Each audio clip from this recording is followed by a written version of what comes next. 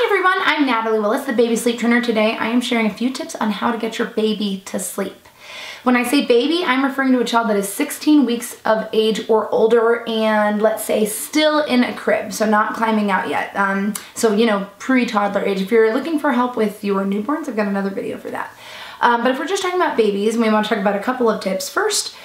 The first thing I have to say is most of the time when babies aren't sleeping well, not always, but a lot of the time it has to do with the fact that they're not sleep trained yet. And all sleep training means is that your child knows how to go from being awake to being asleep without anyone or anything helping them. So if you're wondering why your baby's waking up all night long needing to nurse, for example, it's probably because they don't know how to fall asleep on their own at naps or bedtime. So when they wake up throughout the night, which is normal, they're looking for help to get back to sleep. So if you're looking to resolve that problem, sleep training is probably something that you want to explore and learn a little bit more about.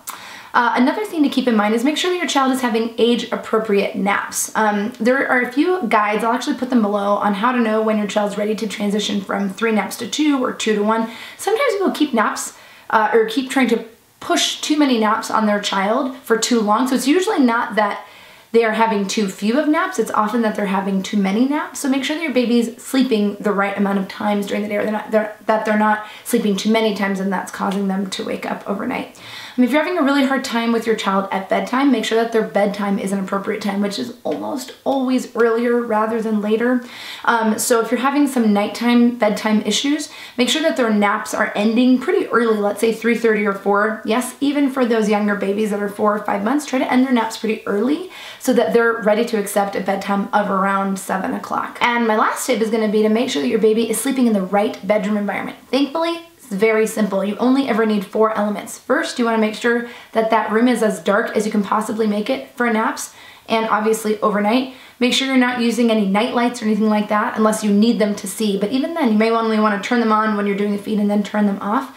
Make sure you've got a sound machine going, not on rain, not on ocean, just a plain sort of white noise sound or maybe even a fan on all night long. And for naps, this is not something that you want to phase out over time. My 10-year-old still uses her white noise machine and sleeps very, very well with it. Make sure that their crib is really, really safe. That means that if your baby is really 18 months of age or younger, that their crib is completely barren. So a mattress, a sheet, the baby. No mesh or padded bumpers, toys, pillows, blankets, mobiles, none of that stuff. Make sure it's totally empty. And finally, you always want to make sure that you can keep an eye on your baby. And if you're using a video monitor, it should be up on the wall or on a piece of furniture, but you don't want it actually touching the crib. That's actually pretty risky for your baby. I have a lot more tips on how to get your babies to sleep in my baby sleep trainer program. So please, please check them out for affordable help to get your baby sleeping through the night and taking excellent naps. If you have any questions, please put them in the comments below and be sure to subscribe. See you next time.